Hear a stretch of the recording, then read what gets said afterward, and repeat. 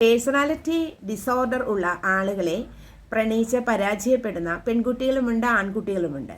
പക്ഷെ personality disorder ഉള്ളൊരു വ്യക്തിയാണെന്ന് അറിയാതെ പോയി അബദ്ധത്തിൽ പ്രണയത്തിലാവുന്നതായിരിക്കാം. ഈ പേഴ്സണാലിറ്റി ഡിസോർഡർ എന്ന് പറയുന്നത് ഒരു വ്യക്തി അഭിനയിക്കുന്നതോ അയാളുടെ ധിക്കാരമോ അല്ലെങ്കിൽ അയാൾ സ്വയം കാണിച്ചു കൂട്ടുന്നതോ അല്ലാതെ അയാളിലുള്ള ഒരു രോഗാവസ്ഥ തന്നെയാണ് പേഴ്സണാലിറ്റി ഡിസോർഡർ എന്ന് പറയുന്നത്. ഒരിക്കലും മറ്റൊരാളെ സ്നേഹിക്കാൻ അയാൾക്ക് അറിയില്ല, സ്നേഹം അഭിനയിക്കാൻ അറിയില്ല എന്നുള്ളതാണ്. ശരിക്കും ഒരു കണ്ണ് കാണാത്തതും ചെവി കേൾക്കാത്തതുമായ ഒരാളുടെ അവസ്ഥയായിരിക്കും അയാളുടെ അവസ്ഥ. എന്തൊക്കെ അയാളുടെ മുന്നിൽ നടന്നാലും അയാൾക്കത് മനസ്സിലാക്കാൻ കഴിയില്ല എന്നുള്ളതാണ്. എന്നാൽ ഇതറിയാതെയാണ് ആളുകൾ പ്രണയത്തിലാകുന്നത്. അവസാന നിമിഷം മടുത്ത് പിന്തിരിയുന്ന ഒരവസ്ഥയാണ് കാണുന്നത്. അതിലവരെ കുറ്റം പറഞ്ഞിട്ട് കാര്യമില്ല, ഇരു കൂട്ടരെയും കുറ്റം പറഞ്ഞിട്ട് കാര്യമില്ല. കാരണം പേഴ്സണാലിറ്റി ഡിസോർഡർ എന്നുള്ള അസുഖം അയാൾക്ക് ചികിത്സിച്ച് തന്നെ മാറ്റാൻ കഴിയുകയുള്ളൂ. നല്ലൊരു പ്രൊഫഷണലിൻ്റെ അടുത്ത് നല്ല സ്കില്ലുള്ള ഒരാളുടെ കീഴിൽ ചികിത്സിച്ചാൽ മാത്രമാണ് പേഴ്സണാലിറ്റി ഡിസോർഡർ എന്നുള്ള രോഗം മാറുകയുള്ളൂ. അതുപോലെ തന്നെ പേഴ്സണാലിറ്റി ഡിസോർഡർ ഉള്ള ആളുകൾ ഒരിക്കലും ചികിത്സിക്കാൻ സമ്മതിക്കില്ല എന്നുള്ളതാണ്. കാരണം അതവരെ വേദനിപ്പിക്കും, വിഷമിക്കും. തനിക്ക് രോഗമില്ല എന്ന് അവർ അഭിനയിക്കുകയും ചെയ്യും എന്നുള്ളതാണ്. അവർ സമ്മതിച്ച് തരില്ല. അപ്പോൾ ഇവിടെ പേഴ്സണാലിറ്റി ഡിസോർഡർ ഉള്ള ആളുകളെ പ്രണയിച്ചു കഴിഞ്ഞാൽ അത് ജീവിതത്തിലെ തന്നെ വലിയ ദുരന്തമായിരിക്കും എന്നുള്ളതാണ്. കാരണം അകാരണമായിട്ടുള്ള പെയിൻ നമ്മൾ ഒരുപാട് അനുഭവിക്കേണ്ടി വരും. അതായത് ഒരു പ്രണയത്തിലേക്ക് നമ്മൾ കൂപ്പുകുത്തിക്കഴിഞ്ഞാൽ പിന്നെ അതിൽ നിന്ന് നമ്മൾ പലതും പ്രതീക്ഷിക്കും, പക്ഷെ കിട്ടാതാവുമ്പോൾ നിരാശയാണ്. ചിലർ നിരന്തരം ഫോളോ ചെയ്തുകൊണ്ടിരിക്കും, പക്ഷെ നടക്കില്ല.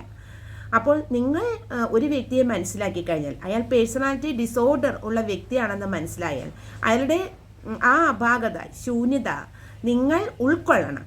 ഉൾക്കൊണ്ടിട്ട് ഒന്നല്ലെങ്കിൽ അയാളെ ട്രീറ്റ്മെൻറ്റിന് പ്രേരിപ്പിക്കുകയോ അയാളിൽ നിന്നും അയാളെ മാറ്റി നിർത്തുകയോ ചെയ്യുന്നതാണ് ഏറ്റവും നല്ലത് എന്നുള്ളത്. പേഴ്സണാലിറ്റി ഡിസോർഡർ എന്ന് പറയുന്ന സംഭവം ജനനത്താൽ ഉണ്ടായിക്കൊള്ളണമെന്നില്ല.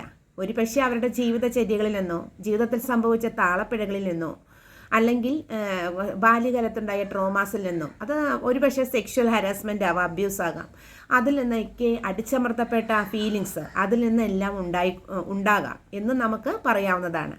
അപ്പോൾ ഇവർ തന്നെ മുൻകൈ എടുത്തുകൊണ്ട് തൻ്റെ ജീവിതത്തിലുള്ള സംഭവങ്ങളും മനസ്സിൽ വരുന്ന സംഭവങ്ങളും ഒരു കൗൺസിലറോടോ അല്ലെങ്കിൽ ഒരു പ്രൊഫഷണലോടോ ശരിക്കും നന്നായിട്ട് ഡിസ്കസ് ചെയ്ത് കഴിഞ്ഞാൽ അവർ അയാൾക്ക് ട്രീറ്റ്മെൻറ്റ് കൊടുക്കും എന്നുള്ളതാണ്. പതിയെ പതിയെ അയാൾ യഥാർത്ഥ ജീവിതത്തിലേക്ക് തിരിച്ചു വരും എന്നുള്ളതാണ്. മാറാത്ത ആളുകളും രോഗം മാറാത്ത ആളുകളുമുണ്ട് എന്നുള്ളതാണ്. അതുപോലെ തന്നെ നമ്മൾ ഒരു പേഴ്സണാലിറ്റി ഡിസോർഡർ ഉള്ള ഒരാളെ ഒരിക്കലും മാറ്റി നിർത്തരുത്. നമ്മളുടെ സ്നേഹം ജെനുവിനാണ് എങ്കിൽ തീർച്ചയായിട്ടും നമ്മൾ അയാളുടെ ജീവിതത്തെ ഉയർത്തേണ്ടതാണ്. ഒരു കച്ചിത്തുരുമ്പ് കൊടുക്കുന്നത് പോലെ അയാളെ മറ്റുള്ളവരുടെ അടുത്ത ട്രീറ്റ്മെൻറ്റിന് കൊണ്ടുപോവുകയും ആവോള സ്നേഹം നമ്മൾ കൊടുക്കുകയും കൂട്ടത്തിൽ നിന്ന് മാറ്റി നിർത്താതിരിക്കുകയും ചെയ്യുക എന്നുള്ളതാണ്. അപ്പോൾ പേഴ്സണാലിറ്റി ഡിസോർഡർ എന്ന് പറയുന്ന രോഗം ഒരു വലിയ രോഗം തന്നെയാണ്. രോഗം ആയിട്ട് നമ്മൾ കണക്കാക്കുന്നില്ല. എല്ലാ മനുഷ്യർക്കുമുള്ള രോഗം പോലെ തന്നെയുള്ള ഒരു രോഗമാണ്.